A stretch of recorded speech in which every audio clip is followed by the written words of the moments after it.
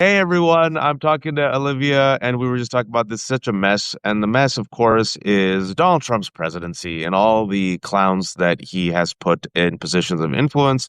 And we were just discussing, oh yeah, if Donald Trump, the president of the United States, does not trust his own intelligence because he does not trust Tulsi Gabbard, his director of national intelligence, the fact that I just said Tulsi Gabbard is our director of national intelligence made me throw up a little bit in my mouth.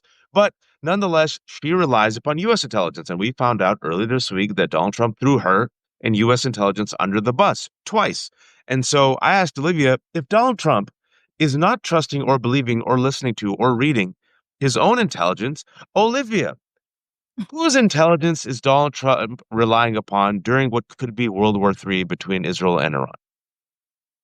I actually don't really know. Honestly, I think he's listening to the voices in his own head because that's who he tends to listen to is himself. And he's disregarded the intelligence community for years, right? I mean, he did this during the first term.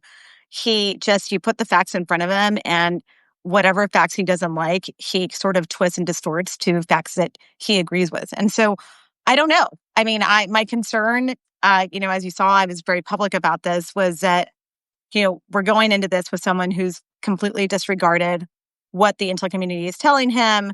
We're going in blind. I'm wondering if the intended targets were really actually effective, which it looks like they weren't. I mean, when he was broadcasting over and over on social media what his plans were, which he tends to do, right? We talk about this. He always tells us what he's going to do. So it's not like he keeps things a secret. So while the military, conducted a successful operation, he was telling the world, I plan to do this, right? In the lead up to it. So, I mean, not really a covert operation when it comes to Donald Trump. And so I fully, reading the reporting that's happening about how they moved everything before the U.S. struck them. Of course they did. I mean, I don't What? want people to expect. It's like God forbid if I say, Olivia, I'm gonna beat you up. I'm gonna beat up your dogs. I'm gonna bomb your house. I never would do, by the way. But hey, I might not. And you know what? Someone else is already bombing your house and beating up you and your dogs, and yeah, I might join them. In fact, I might join them in 2 weeks. You know those dogs. What are you gonna do with the dogs in your house and your safety? You're probably gonna. Especially when that person has a history of following up on what the things that he says out loud. Right? I mean, like there's a pattern of behavior that is real. I mean, and I think that's what we have to like, folks. I know there's so much news that we just have to sit for a second and connect the dots, right? This could have all been avoided. Donald Trump, at least publicly, said that he was going to meet Iran for nuclear deals. Now we don't know, did Israel blow it up without telling, Trump in advance? Well, we also found out that Donald Trump in the United States, gave a green light to some missile sales the week before, so maybe they were made aware. Either way, it makes Donald Trump look super weak. So Israel strikes Iran, right? Israel strikes Iran, and then Trump runs on an America First program and says, "I'm not gonna, bomb anyone who bombs is weak. Kamala Harris and Joe Biden will lead this country into war. America First, non-interventionism." Then, as Olivia was saying, he says, "Tehran, you better evacuate. Tehran is the capital of Iran, 17 million." Then Yeah. he says, unconditional surrender for the Ayatollah. If any country is telling another country, you have to unconditionally surrender, I don't know. I don't care what that country is. That'd be like, oh crap, that's like almost a declaration of war. Then he says, give me 2 weeks, I'll make my decision in 2 weeks. And then, because people were calling him Taco and he was pissed off, the next day, United States joins Israel in its war, sends these bunker busters, sends about 14 bombs. Each bomb cost $500 million. So we spent $7 billion, $7 billion, right? Then it says mission success, amazing, successful. Then you see the photos, and then the sites aren't completely destroyed. The photo site you could see it's not completely destroyed. Yeah. And then, as Olivia was saying, if you telegraph to someone you're going to beat them up or kill them or assassinate them or plan to destroy their nuclear facilities, they'll probably say, let me plan. And so I have this like joke that it's probably like this one Iranian farmer with the world's slowest tractor moving their uranium away like, to like somewhere else. It And would we don't be even the know. smart strategic thing to do, though. It would be totally, that would be the way to do it. I mean, and so this is what happened, folks. And now Iran is alleging that the uranium, the enriched uranium, well, now they're saying it didn't get they didn't strike it. And then U.S. Cape coming a couple of days ago, Hexen and others like, yeah, we didn't destroy it. And now they're saying, no, no, we did destroy it. And then this is where we are right now. We'll talk about, Trump's just absurd posts the last couple of days. There's just so many. But Olivia, from a national security perspective and just from a common sense perspective, right? Um, this entire last 12 days hasn't made the world safer because let me tell you, if I'm Iran, Turkey, Iraq, if I'm in that region, you know what I'm doing in the next 10 years? I'm rushing towards a nuclear weapon. Absolutely. 100%. I completely agree with you. I mean, I think what we did was if you're looking at this, you're like, screw it. We're going all in. And by the way, bombing I mean, people have said this, bombing these sites, and maybe if you actually got the enriched uranium, which they didn't, by the way, I'm 95% confident that they didn't accomplish what they're saying they did. And it's not because of that. It's because I do believe that it wasn't there. And I mean, it's just ridiculous. But I will say this. I think that what they have done is that, look, the knowledge doesn't go away, right? You don't bond the knowledge away of the program. It's still there. And so I think the thing to think about is, how do these countries feel now in the region? And there's a lot of people out there saying, well, Iran is weak right now. And it was the right thing for Trump to do it. I mean, trust me, I had never Trumpers and anti-MAGA. You should look at my social media. Some of them, like, they were attacking me left and right and being like, what the hell's wrong with you? This is the best decision right now for the moment. You're wrong on this. You're completely clueless globally. And I was like, all right, you know what? I'm going to have my little popcorn and palomitas and watch this play out, because I'm going to sit back and watch how this continues, and it's going to continue to develop. And Iran plays a long game. I keep Yeah, reminding there you go. people about that. And Trump doesn't understand strategy or the long game, because he is about immediate gratification. And one thing I wanted to mention to people, did you see there was New York Times reporting? Mark Mazzetti is a really great reporter. There's a whole group of them on how Trump made the decision to do this. Yeah. Yes, please tell everyone. And We've talked about this before when on I Left Hook, read but this, people need to yes, know. when I read this, I was like, this is exactly what I was picturing when I heard the news that he had launched these military strikes on Iran. And basically, I mean, it's about ego. That's really what it came down to, because he was watching what Israel was doing and he was glorifying them. And he's like, oh man, look at this military operation. And what I think actually happened was that Trump's narcissistic personality was like, I need in. I Yeah, need in he on the said it. Yeah, spotlight. allegedly said it's playing well. Yes. Yeah. That is a quote that was reported. And I don't doubt it, because that is how he behaves in meetings, especially, whatever it is, whatever crisis it is, whether it's COVID, foreign policy, I mean, you name it. I've been there for a lot of these discussions in the Situation Room, and I could totally see that happening in the Oval Office, where he says this and he's starting to get a little annoyed, and he's like, I want in on this. I need to be part of the grand scale show. And I just think when you have that kind of personality engaging in such complicated foreign policy right now, globally, I don't, I love these people that have been sending messages being like, you're completely wrong on this one. I know these personalities. I know the long term of what this looks like.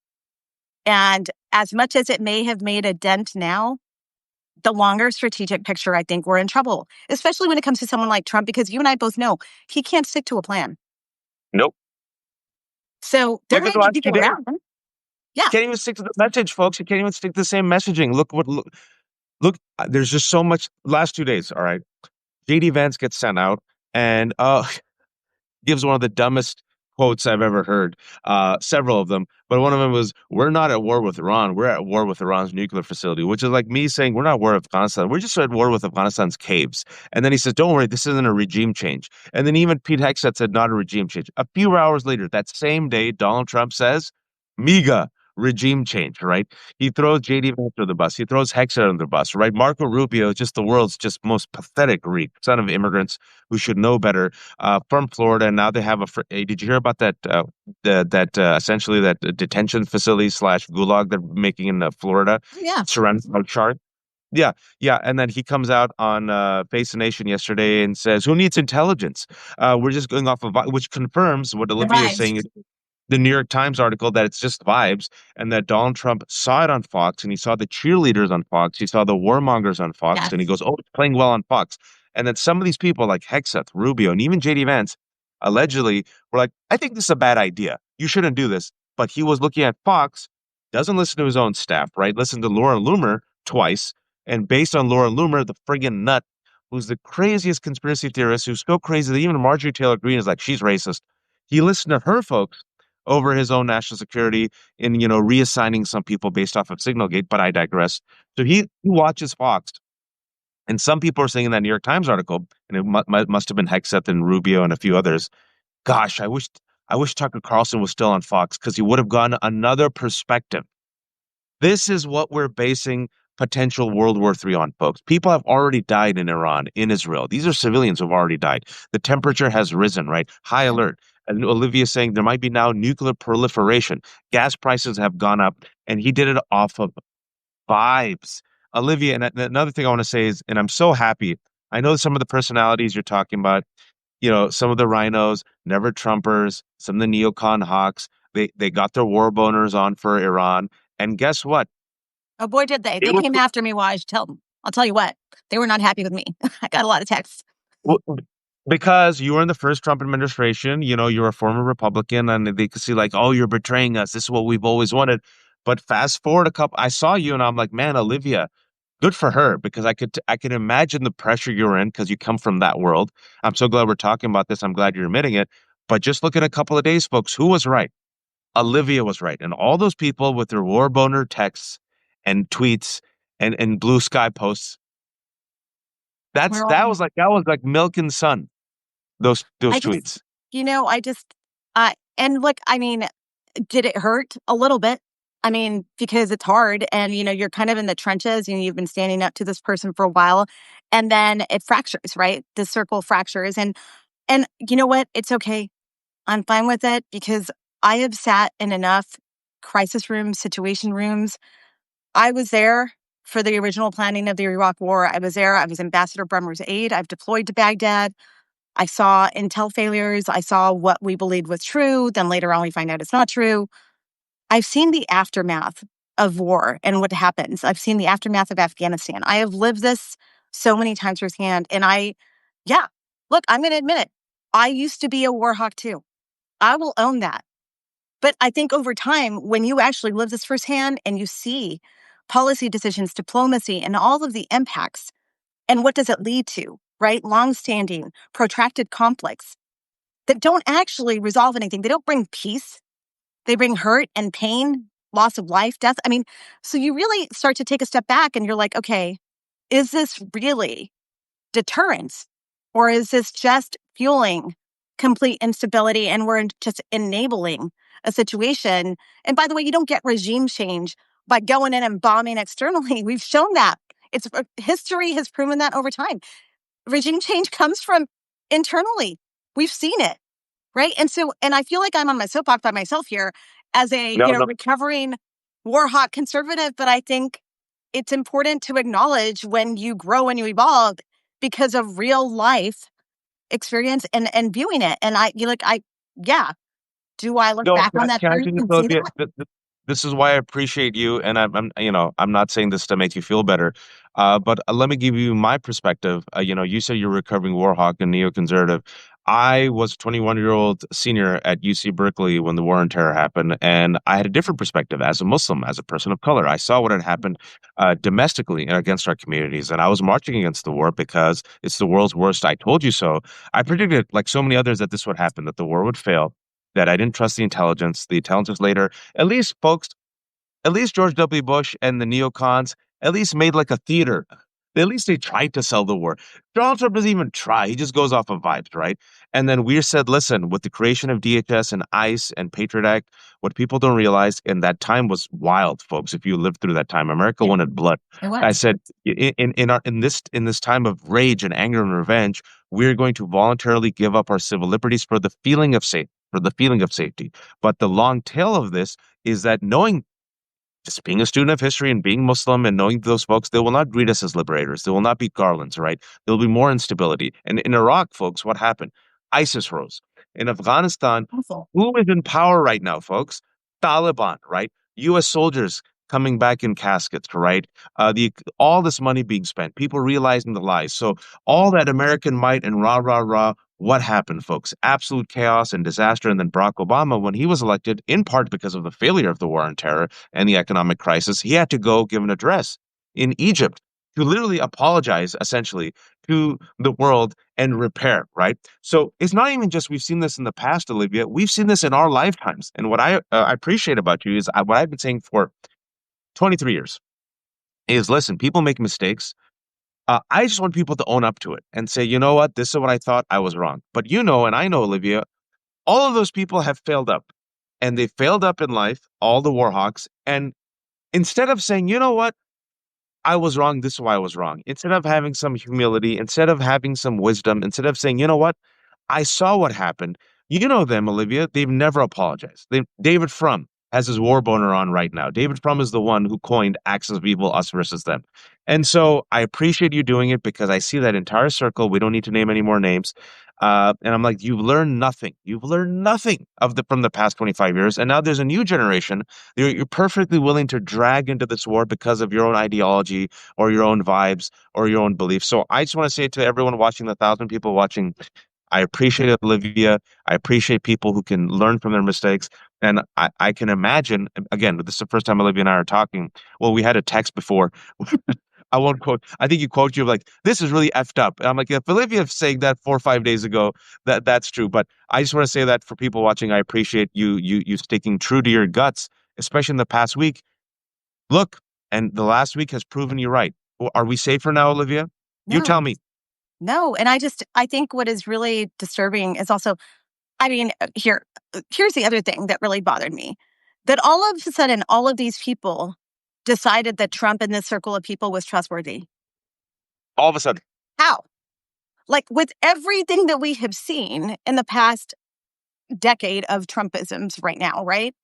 Why would all of a sudden would we choose to trust what they're telling us and what they're saying, which is horrible, by the way. Horrible in international conflict to have leadership that we are sort of like, well, I don't know. How do I believe that what he's saying is true? How do I believe any of these people when they're telling the truth or not? I mean, it's just, I'm like, so you just thought that because today we bombed Iran and you think that Iran is weak right now and it's a good opportunity to there. challenge them, you have now decided that you can trust this entire circle to make decisions, that you can trust them in the aftermath, that you can trust them for the longer term because it's going to be a longer term thing. And people were mad at me because they were like, you're calling it a war. It was a military strike. I was like, oh my God, we're in hemisphere people. Like, we're at conflict with Iran now. We've involved ourselves in it and they are not going to forget. And neither is the region. And the whole region is probably sitting there going, okay, how does this play out? And good to know that they just decided that unilaterally they're going to bomb Iran. Gives no warning. Trump does this, doesn't tell Congress. Oh, wait, he briefed a couple of the Republicans. Yep. A few of them, right? Doesn't actually consult them on this, on a pretty major thing of what they're going to do. And so it just makes me question the entire thing because I'm like, the way he went about this worries me as well for the future. Because once again, there are no rules when it comes to this administration and what they're doing. With the way he's going about it right now, folks, this is real time. Like this, all Yes. of it. The beginning, the middle, it's not hasn't ended. I mean, just today, he dropped the F bomb because his alleged ceasefire and his imposed 12-day war and his, thank you for your attention. Guess what? Israel and Iran kind of violated the ceasefire, and now he dropped the F bomb. I don't know if you saw the F bomb on live I TV. get And yeah, your response to that? real leadership there on the world stage. And Yeah, you know what? real. That's more like Donald Trump and his tantrum, right? Mm. Because he's like, now it's their problem again. That's basically what that was. It was like, they're the ones screwing up. That's their problem. I'm not in the middle of it now. Well, yeah, you are, and you got played. That's the other part of this, right? You 'Cause I'm got not played. happy. I'm not happy. They fired Israel fired Iran right after making the deal. Both those countries, Israel and Iran. And I'm just like, you look weak, you look incompetent, you look like a fool. Why should I trust you? Here's a question, Olivia. Why should I trust this administration right now? Why should I trust what JD Vance, Marco Rubio, and Pete Hegseth say when Donald Trump literally throws them under the bus and contradicts them just hours later? But if I'm on an ally, all right, and we've already talked about Signalgate, why should I trust the United States right now? No. I mean, you have no idea what they're going to do with the intelligence, right? So I'm sure their partners don't actually share the intel. So when you ask where they got the intel, well, I don't know, actually. I don't know because I don't know that the UK, I don't know that trusted partners, like, I don't know that Five Eyes, all of those people would actually share real critical intelligence with the United States, given the history of how this team handles it, right? Never mind the documents that ended up in Mar-a-Lago near the toilet. So, like, all of that combined, it just, and I hate to say it, Watch, it pains me because I worked in national security for so long and in public service. And I will own the fact that I have a tendency to be like, to believe in our country's leadership, to believe in rank and order, to believe in government institutions, right? I mean, that is what I focused on. So it sucks to say, no, you can't trust these people, but they've given us no reason to. Their pattern of behavior repeatedly has showed us that, one, not only are they incompetent, they throw each other under the bus. None of them are on the same page half the time. And also, no one can control Trump. Yep. That's the bottom line, right? Nobody, and if he's watching Fox News, I mean, we've seen this, where in the past, people have gone on Fox News to talk to him. That's how people communicate with Trump. If they can't get to him, they go on Fox News and talk to him on TV. That's true. And then Tulsi, what about Tulsi? Well, Tulsi better look for a job because Tulsi got thrown under the bus. Yeah. Tulsi 90 days ago said Iran does not have a nuclear weapon. This is very important, folks. Iran, the leadership, we'll all criticize it, right? The whole leadership of the entire region, Netanyahu, Saudi Arabia, MBS, the Gulf states. All right. Yes, yes, yes. All terrible and repressive, but Iran does not have a nuclear weapon. Tulsi Gabbard, the director of national intelligence, said so 90 days ago. The entire international community said that it is not close to having a nuclear weapon. In fact, it was even less close to having it when the Obama administration did the U.S.-Iran deal, which a lot of hawks opposed, but even General Mattis opposed that. But then when it was actually done, General Mattis, who was in the first administration, as you know, Olivia, said, Yep. this is a good deal. And who blew it up? You want to tell them who blew up the U.S.-Iran deal that actually de-escalated the situation on vibes and by taking advice from Netanyahu? Yes. I mean, it was Donald Trump. And he pulled us out of the JICPOA. And so here we are. And by the way, from everything that we know, Iran was adhering to the agreement, right? This has been reported. I mean, that they were abiding by it. So the ones that didn't abide by it were us when we bailed. And so now here we are. But I mean, look, Trump has been wanting to bomb Iran for many, many years. I think, this is an obsession of his. I think it sounds like he had already made up his mind anyway. So the 2 weeks was just a distraction. But I think it's also, what worries me is that I worry that it's a distraction from other things happening. Right.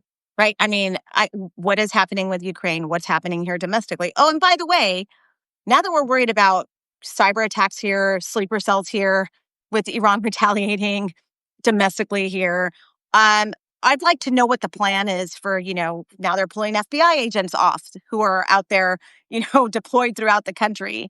What are they going to do with like FBI, ICE? Are we going to focus on domestic terrorism threats, foreign terrorism threats here domestically? Or are we going to continue to focus on the immigration aids? Like how is the Department of Homeland Security going to manage all of these missions when currently we have masked ICE agents running around the country, arresting people, destroying trust in law enforcement, destroying any public trust in forces that actually we want to have on our side, vigilant, making sure to keep the American people safe. I mean, so I'm just trying to figure out how this all plays out in a positive manner for our homeland right now. I don't, It does. I mean, That's what people don't realize. It's easy to start wars, hard to finish them, and also especially hard in the Middle East. I give you the past 23 years and the failed war on terror, and I also give you the failed leadership of Donald Trump, where people don't trust us, allies don't trust us. You have Pete Hegseth using Signal, unsecure apps. God forbid if there is a plan to join. We kind of have joined Israel in this war with Iran, but suppose there's a straight up war, then do you trust Pete Hegseth if you're an ally, if you're the UK, if you're Canada, the same dude who uses Signal in a dirty line in his office and also invites his family members, and the fact that someone invited, Jeffrey Goldberg, maybe they'll invite Olivia by mistake, right? And then also the fact that our countering violent extremism head is now 22-year-old Thomas Fugate, ex-gardener and ex-grocery store assistant. What Olivia said was right. I said the three winners of this will be Benjamin Netanyahu. He wins. This has been yes. his dream for 3 decades. He's been lying, lying, lying about it. We just found out reporting that he already made the decision last year, and he's probably waiting for Trump to be elected, and he dog walked Trump. So Netanyahu wins. He's a war criminal, and he continues his genocide in Gaza. But mainly, he doesn't care about Israel. He doesn't care about the region. He cares about staying in power because, much like Trump, the second he's away from power, he will most likely be held accountable for many criminal allegations. He'll be in jail. So he needs perpetual war, right? So this is great for Netanyahu and extremists like Ben Gvir and Smotrich, who make up the increasingly extreme Israeli war cabinet now, to not just wipe out Palestinians, but then engage in regime changes and everything they want. This helps the military industrial complex get a lot more money, and this helps violent extremism, specifically violent extremists of all stripes, Olivia, because yes, Oh, Hezbollah's yeah. weakened all around, Hamas, ISIS, Al Qaeda, right? White supremacists, Jewish extremists, right? Because if you think about it, this is going to spill over. It's been spilling over for the past year and a half, folks. We've seen a spike in anti-Semitism, anti-Arab violence, and Islamophobia, and you've seen white supremacists and anti-Semites and Islamophobes all frothing at the mouth. So imagine what this is going to do to actual groups that can use it for recruitment. Am I wrong about this, Olivia? Oh, no. I mean, this is how recruitment happens, and this is how radicalization happens with grievances and watching patterns that are taking place. And so imagine the the combination of all of these groups, threats, feelings coming together. And I'm just wondering how we're going to manage that with the 22-year-old sitting at DHS and Sebastian Gorka there. And Oh I yeah, and just, Sebastian Gorka. Thank you, thank you. yeah. Yeah. I mean, that's who the senior director for counterterrorism right now. Do you think I have confidence in that individual right now for what's coming? I mean, I Do can you have only imagine confidence in Prakash Patel? how's that coordination going right now? So I'm curious to see how this is going to play out. And the other thing is, by the way, I think like a lot of people aren't talking about it is like, okay, so Iran is saying, fine, we're going to retaliate. There's going to be potential economic consequences as well, right? They just voted to close the strait. And so, Straight up almost. Yep. right, Strait of Hormuz. And so I'm just wondering, okay, so who do we need to kind of help out in that? Are we going to ask China? So Marco Rubio is waiting to figure out, is he waiting for the phone call from China? Is he waiting by the phone? I've got a bat phone back here. Hey, Marco, here we go. Keep this red phone to remind me of my former job. Oh, He's wow, that's He's all. like, one day they're going to call me. They're going to call me. And I'm like, why would they? When, by the way, hey, tariffs, we're in a trade war with them. Why would they help us right now? So, That's I mean, yeah, and he did a tweet. Wasn't there a post about China asking China for help? Yeah. Why? Why? What? China's like, all right, we'll take the heat and we'll let you flounder. And gas prices have gone up, folks. Today, egg prices are already up. There's also a trade war, and also this America First presidency. It's all bullshit, but nonetheless, we should talk about this. His base, though, there's a part of his base, Olivia, which I've been telling people, and because I'm a masochist and I follow MAGA. Um, there's a part of his base that takes him literally and seriously on America First, right? For them, America First, in addition to the nationalism and the racism, is also non-interventionism. America's not the policeman of the world. We spend all that money instead of the military-industrial complex on Americans at home. No new wars. We're done with that, right?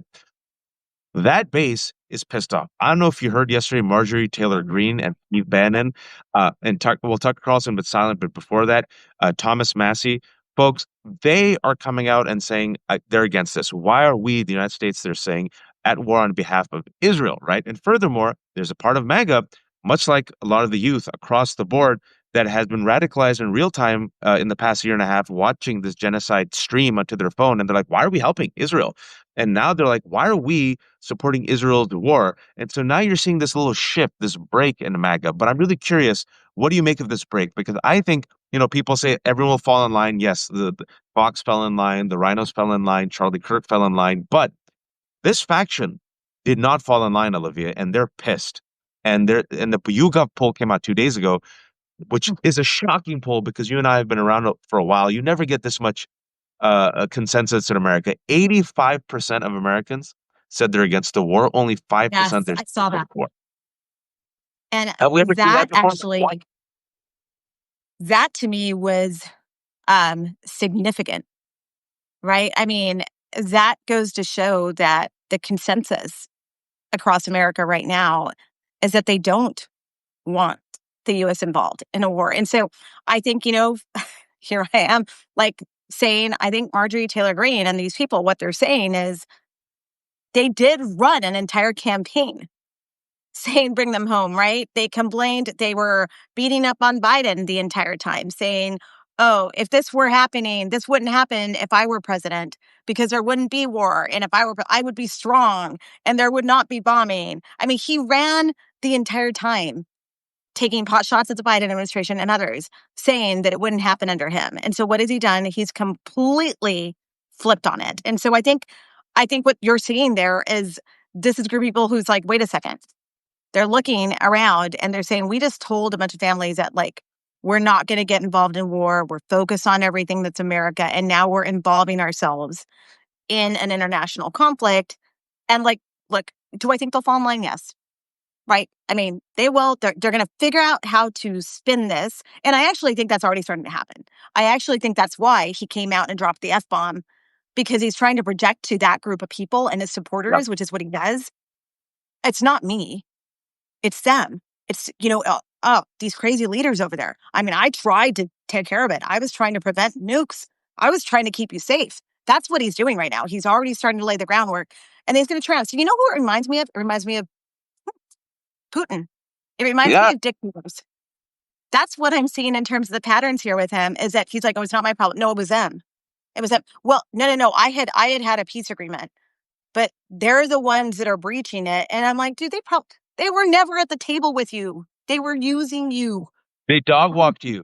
BB dog. It reminds me of three people. The three people: Trump, Putin, Bibi, right? That's those three, right? And if those three, you're talking about regime change, if you do a regime change on those three, figuratively, folks, I'm just throwing it out. I'm just not saying do a literal MAGA, calm down. I'm not saying literally, but if those three Yeah. were to be impeached or removed, the world immediately would be a safer place. And Lev is joining us. Lev says, I know all three. Lev said hi to you, Olivia. Who would have thought I've been talking to Lev and Olivia 10 years ago? Who would have thought that I would have agreed with it making me throw up that I agreed with Marjorie Taylor Greene and Tucker Carlson yesterday, folks? I want to throw up in my mouth.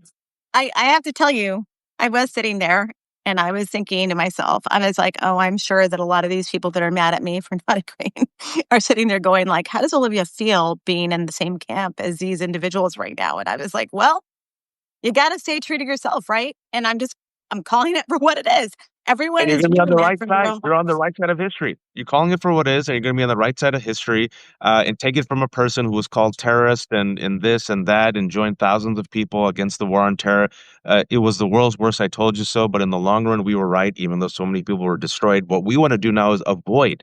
We want to That avoid what we've seen in our lifetime. We want to avoid the FUBAR cluster F of one of the worst strategic decisions that America made in the war on terror. So that's why we're so vocal, because we want to avoid it. We have seen it. We are living it, folks. Not that we have lived it. We are living it. Generations are still living it. Taliban is back in control in Afghanistan, right? Iraq is trying to rebuild, right? Friggin' you got Yemen in a civil war. You got Libya with two governments, right? You have MBS in power in Saudi Arabia. He's modernizing, but he's crushing dissent. So this is all still happening, right? This is the tail end of of the war on terror. And speaking about the tail end, you mentioned it a lot. What's going to be the tail end of this? Because Matt Desweiton also said Iran plays the long game. Yeah. Iran is not suicidal. It is aggressive, but it's not suicidal. It is smart. It does not have a nuclear weapon. It knows that U.S. has a nuclear weapon. It knows Israel has a nuclear weapon. They're not interested in being martyrs and destroying themselves. They play the long game, and they play through asymmetrical warfare. So how will Iran, suppose this does end, I hope, in the next week. I don't think it's going to end. And that's what you're talking about. So that's Talk to us about exactly the it. long. Yeah, no, that's exactly it. When people were like, "Oh, we're not at war," I was like, you don't get it. You got to take a step back and think about what is going to come down the pipeline in the future. Like, okay, so they did this. They launched those strikes. A lot of people were like, "Oh, well, that was symbolic. They didn't really want to stir the pot, and they were going to retreat a little bit." Yeah, I actually agree with that. They were like, "Okay, here we go, tit for tat. We're gonna strike. We're gonna do it in a way. We're gonna work with Qatar, and we're gonna tell them because we're not gonna engage Qatar and the people there, right?" And they even put out a statement saying, talking about the wonderful people of Qatar, and like they were very deliberate about how they did it, right? How Iran did this, and they struck the base where Trump spoke, which wasn't lost on people, right? I mean, they were very calculated in what they did. I, am I worried about cyber attacks going forward? Yes. I tell people make sure your cyber posture is strong. Like, there's likely to be retaliation. They may even obfuscate it that they may not even acknowledge that it's them. They may be going through proxies. I mean, there's all these dynamics that are going to happen. But what I would say is that I'm actually worried about what's to come Mm. in the next months, year or so, because that's what we mean when they play the long game. So, like, I worry about what potential things they're going to do later on down the road, right? And I think they're right. I mean, I think they're gonna take a pause. They'll continue to engage with Israel, right? Because they don't want to look weak and they want to take action here. But my concern is that when we're least expecting it, that's when they're going to bomb Bahrain, or that's when they're going to bomb another location. I mean, that's what they've done in the past. And so and I'm not saying that Bahrain is going to be the target, but what I'm saying is I'm using that as an example, right? Of how that's likely to happen, and or sleeper cells or proxies or anything like that. And so I think that's when I say, yeah, we are at conflict with them. And we went in and they are not going to forget this. But But but you know, but also, folks, the reason why Iran coordinated with Qatar and sent those strikes to the U.S. airbase was them essentially telling America, "All right, you want to escalate this? yeah, Your largest base, America, is in Qatar, which is in striking distance, and there's 40,000 U.S. soldiers in the Middle East. So we can't destroy you. We know we can't destroy you. You're a nuclear power, but we can significantly damage and/or threaten your armed forces and your bases." Which is something that Donald Trump should have thought about. Because what I was saying was, okay, if I'm Iran and I want to strike back, I'll just go after the Qatar base. I'll just go after the U.S. security soldiers. So all of our soldiers, folks, and even U.S. tourists have a target on their back, right? Because the yes. war is the battlefield. War is the battlefield is now the entire world, and there's asymmetrical warfare. So that's the long end, and also the scariest part of the long end is like we were talking about the race to nuclear weapons. Because look, North Korea has a nuclear weapon. What did Donald Trump do? Exchange love letters with Kim Jong un. Israel has a nuclear weapon. Donald Trump joins Israel and lets Israel, just like Biden did, get a pass to what it's doing in Gaza, right? In Lebanon and everywhere else, right? So if I'm sitting there and I'm Turkey and I'm Lebanon and I'm Qatar and I'm Iran, I'm like, my goal is to get a nuclear weapon. That's my goal, which is my long-term tail end. The world is less safe. The world is less safe. Yeah. And, actually, now that you bring that up, that begs the question because I am old enough to remember that when Trump took office at the very beginning, there was this whole operation, by the way, of planning that was happening about North Korea. And I'm just watching this replay again. So I'm like, okay, so Trump, if it really is about nukes, is your plan to bomb North Korea next? Is that No one's asking this. No one's asking this. because I'm asking that because we did so many counter war planning and all this stuff was happening. First of all, I was like, why is DHS focusing on that? We're like, we're supposed to be focused on Homeland.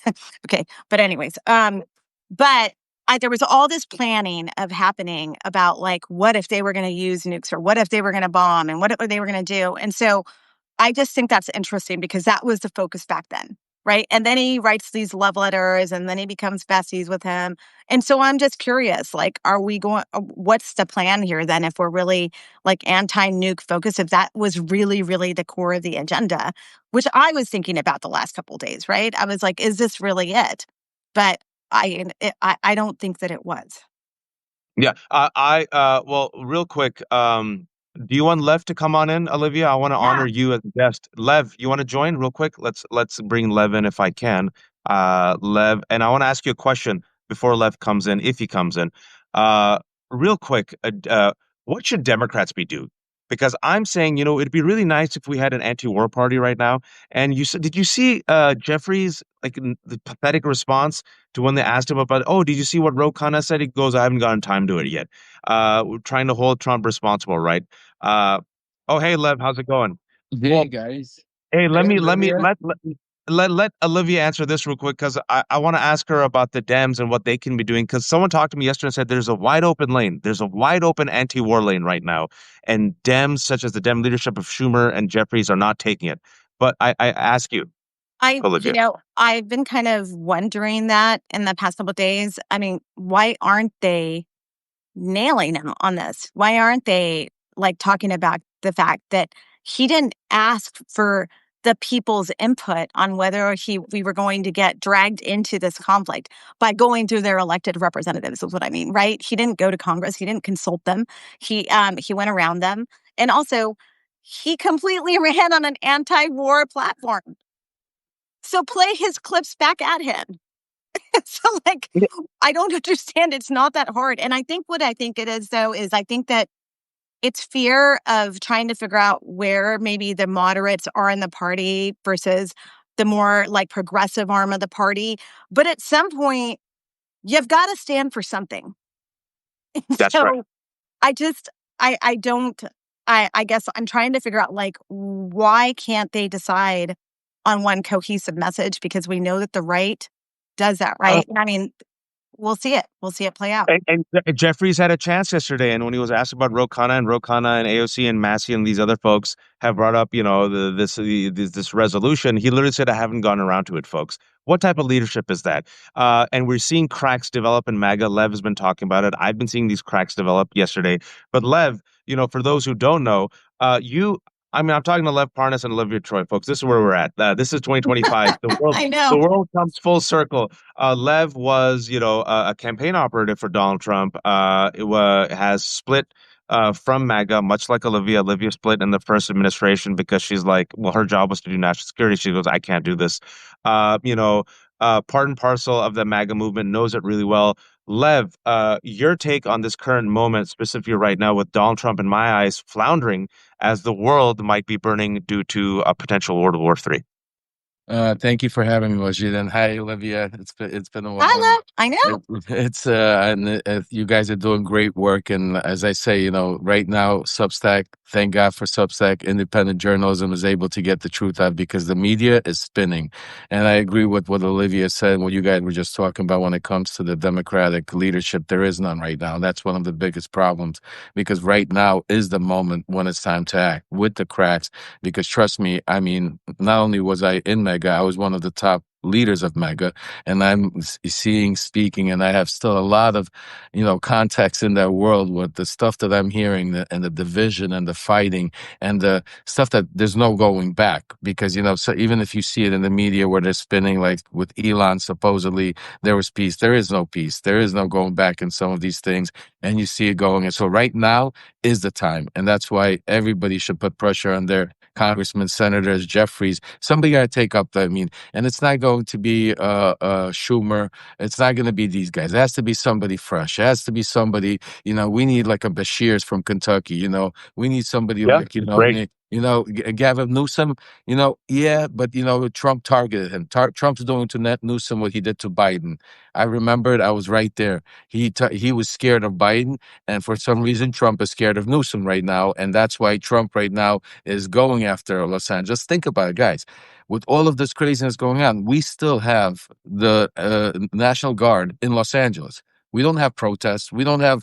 There's nothing going on in Los Angeles, but we have the National Guard. There's still going after our people using ICE, using his immigration policy, because it goes farther than that. Because this is part of people like I know, like Stephen Miller, people like Russell Vole, people that put Project 2025 together and that are using Trump as basically the figurine, because he has no clue about all of these policies that they're putting in front of him and they're pushing him doing.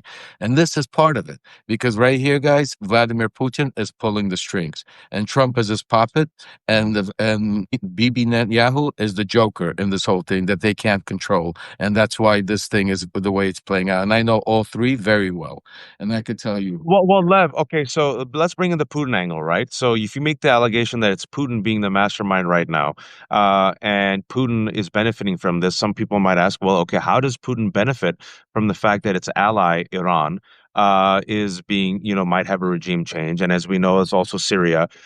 So it weakens Putin, and I could see where you could say where Netanyahu is the joker in this, because the reporting came out that last year, Netanyahu's been planning this for a year, and they just used a pretext and used Donald Trump as to dog walk him.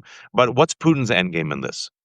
So if this was playing out and this was not orchestrated, if this was not a show put on, then yes, you're right. The Putin wouldn't take the risks involved. But you gotta understand who Putin is, and Olivia knows very well. This guy is pure KGB, pure mental mind manipulation. He plays with guys like Donald Trump. He has them for breakfast. So what Putin's end game to this is Ukraine, Eastern Europe. He's already making comments that he wants to go into the Baltics and Poland. Just the media is not reporting on it because we're focusing. There was that speech in CNN reported the speech in Russia that what Lev is saying is that Russia gets Poland, Russia gets the Baltics, United States gets Greenland and Canada.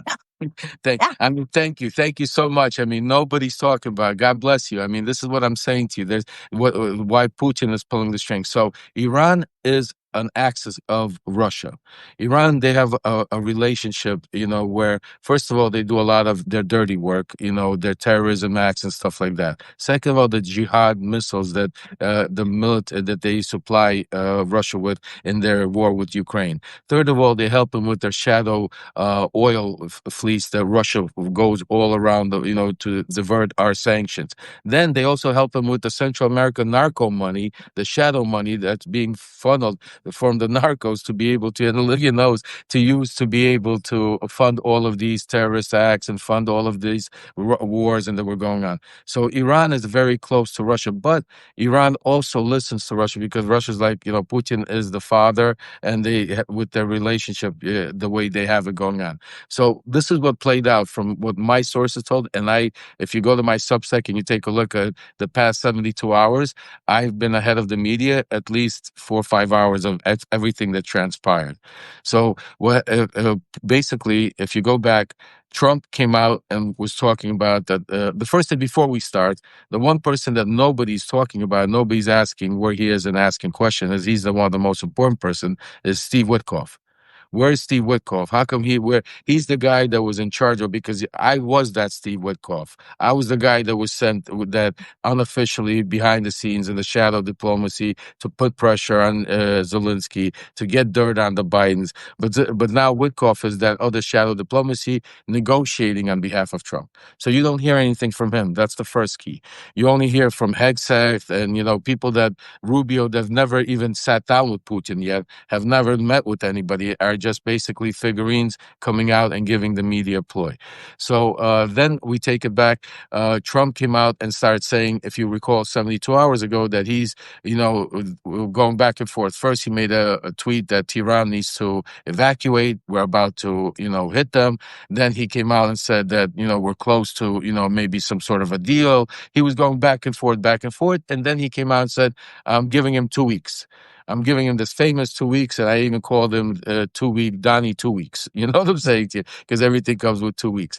So gives him 2 weeks. But when he did that, I actually posted literally 8 hours later saying he's going to strike within 48 hours or 24 hours. I don't remember what I posted, because my sources, where they were telling me, it was all a setup. Basically, he wanted to strike earlier. He was being held up by Wickoff, because Wickoff was basically, because what was happening behind the scenes, and the New York Times just confirmed it, is Iran was moving some of their nuclear facilities, because Trump, told them where he was going to strike. So they were moving certain stuff, and I had Malcolm Nance talk about all of the ways they were doing it. So long story short, uh, then all of a sudden Trump strikes, doesn't wait 2 weeks, strikes within that 24, 48 hours, comes out, announces it, says we did a beautiful hit, and all of a sudden we're starting to hear reports from the community agency that, wait a second, it doesn't look like you didn't destroy it, you didn't obliterate it. You're actually, we're having reports that they moved their nuclear weapons. So while this is going on, nobody's reporting on that the Ayatollah sends a personal letter through his emissary to Putin. He flies there, meets with Putin, gives the personal letter, and demands and asks, because one of my sources very close to the people that were in the room, where demands and asks for Russia to interfere and get more involved, get stronger, give him more military support, and this is where Putin masterminded this whole play and played it right, because right now, what nobody's talking about is Putin is bombarding Ukraine. He's good. The bombardment haven't stopped. It's becoming even worse and worse every day. And Trump has stopped all military aid, all help, because of this war that's going on in the Middle East. The European allies also stopped. My sources was next to Zelensky are telling me that everybody's went back. Ukraine's completely on their own. Exactly what Putin is doing, because this is what he needs to do. While everything is distracted in the going on, he's actually taking over and trying to take over Ukraine. So Trump comes out and says it's a great hit. What happens while they're meeting in Moscow? My sources says that Putin convinced the Ayatollah to do a symbolic hit where everybody wins. You guys still keep parts of your uranium and the stuff that you moved, because now it's even worse, guys. Because think about it. Because now Trump's trying to change the narrative and say that he destroyed all their nuclear weapons. He did. Yeah. But if he didn't, now it's worse, because now they'll be able to start doing these nuclear weapons without us or anybody knowing, because Trump's trying to change the narrative. So that's the first thing. Second thing, in the propaganda world, which you guys know great, Iran is going to use these strikes, and the way they made them is that they were big, they were super, that they attacked the evil America. So they're going to use it as they struck back in their population and in their world. But here's the key: is the one that they can't control is Bibi Netanyahu, because Bibi Netanyahu has his own intentions and has his own, beliefs and his own ways that he's been manipulating Trump and using this whole thing that's been going on.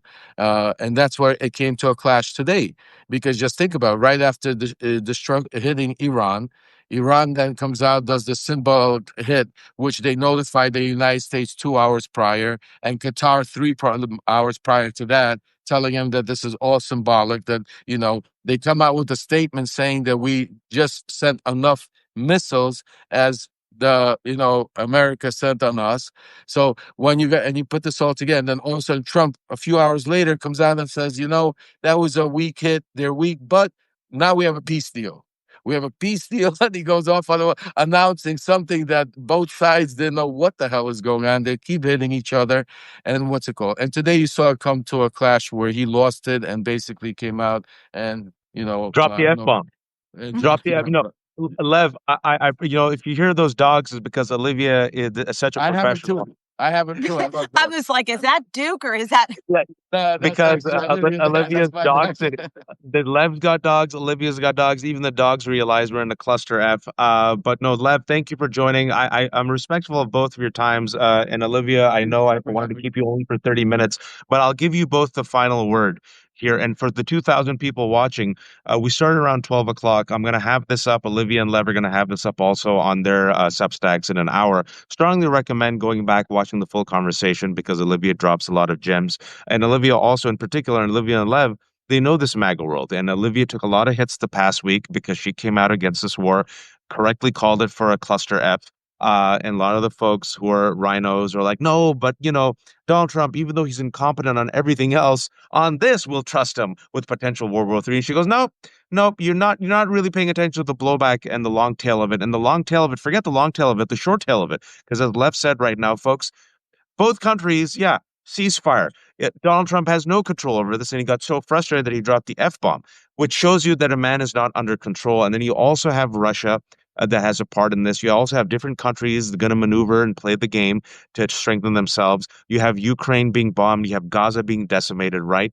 Folks, you have to keep multiple eyes on the balls. And as Lev said, we also have ICE, military, and National Guard terrorizing Americans, immigrants, and citizens in America right now. And you have the world's worst, most incompetent people in leadership. Kash Patel, FBI Director Don Bongino, Deputy Director Sebastian Gorka, Thomas Fugate, 22-year-old head of countering violent extremism. Folks, this is where we're at right now. Tulsi Gabbard, head of DNI, and he doesn't even listen to Tulsi Gabbard, throws her under the bus, says, I don't believe her, which means, from what we know, his intelligence is Netanyahu, his vibes, and Fox News. So we're still in it, folks.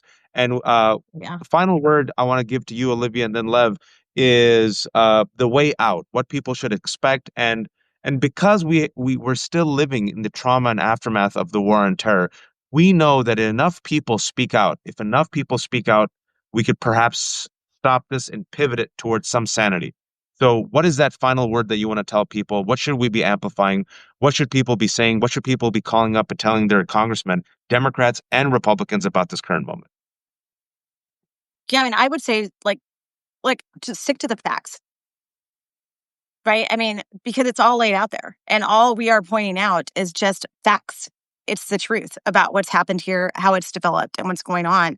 I also think that one thing that I would say, it'll be interesting to see what happens in the dynamics at this NATO summit because Trump is there now. And it will be very interesting to see how European allies react, the discussions had there, how Trump reacts. I mean, let's be honest, he was going into this thinking that he would be able to claim victory. He was going to walk in, you know, the big dog in the room, proud of his successes and what he'd done for the world and made the world a safer place.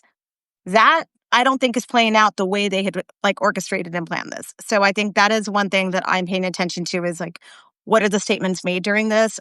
What happens there? How these people are communicating and what they're saying. What do you think, Lev?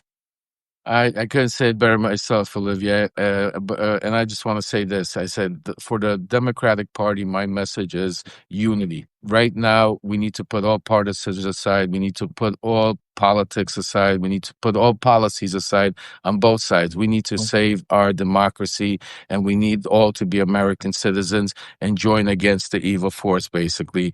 And the one thing I want to say is we need more support for people like Olivia, people like myself, people that have been in that party, have been in that mega world, that knows what they are. They know how they act. They've sat in on the meetings. And stop listening to a lot of the pundits that 20 years ago are just giving their opinions. And with all due respect, it's not about that, because right now we need to be able to say, and the number one thing is unity, unity, unity.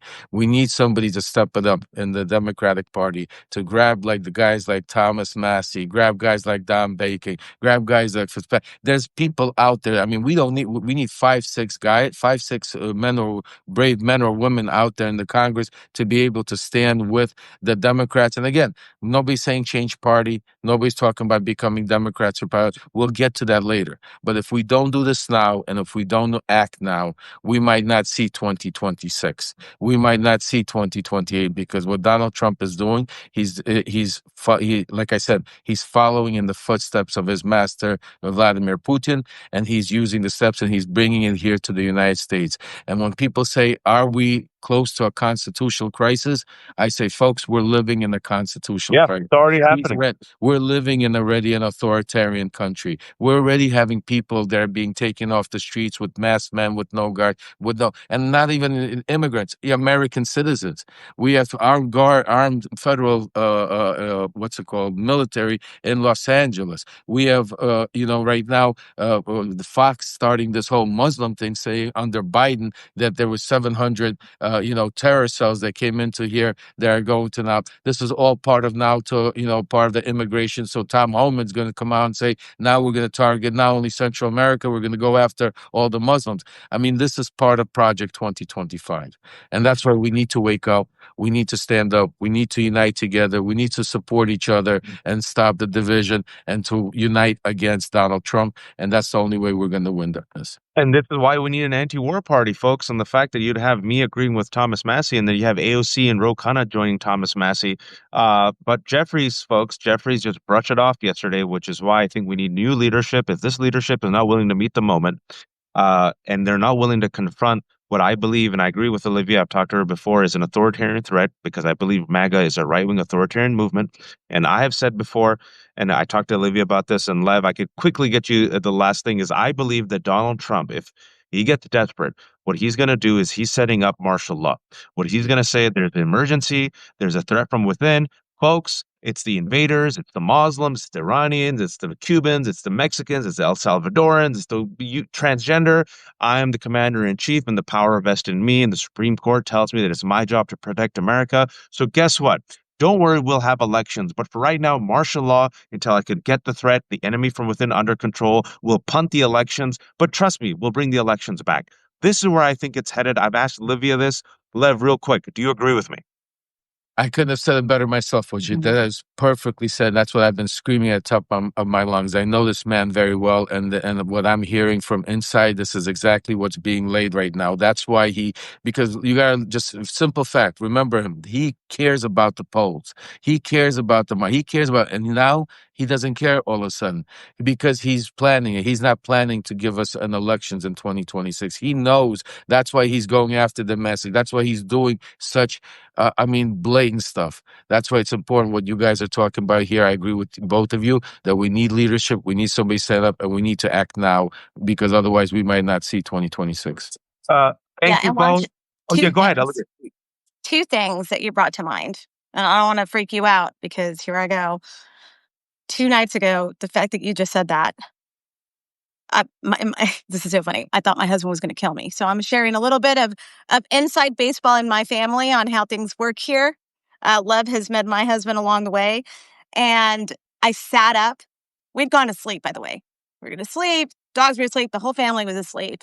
And it was like 1:30 in the morning. I literally sat up in bed. And I was like, how did I miss this? And he was like, what? Like, he's thinking like, oh, we're dog sitting. And he was like, what, the dog? Like, no. And I was like, this is all part of the plan. They're going to use this for martial law. They're going to set this up. They're going to continue to use this. They're going to build a case of this. Now they're going to use this.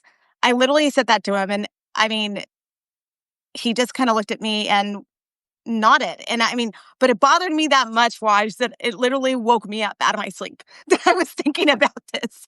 And I was like, of course, this is how they all operate. Like, Stephen Miller's in the room planning this out. And two, the one thing I will say is that, like, we're talking about what can the Democrats do. And the one thing that I will caution is that don't let them back you into a corner on saying that, okay, these people just don't care about defending America.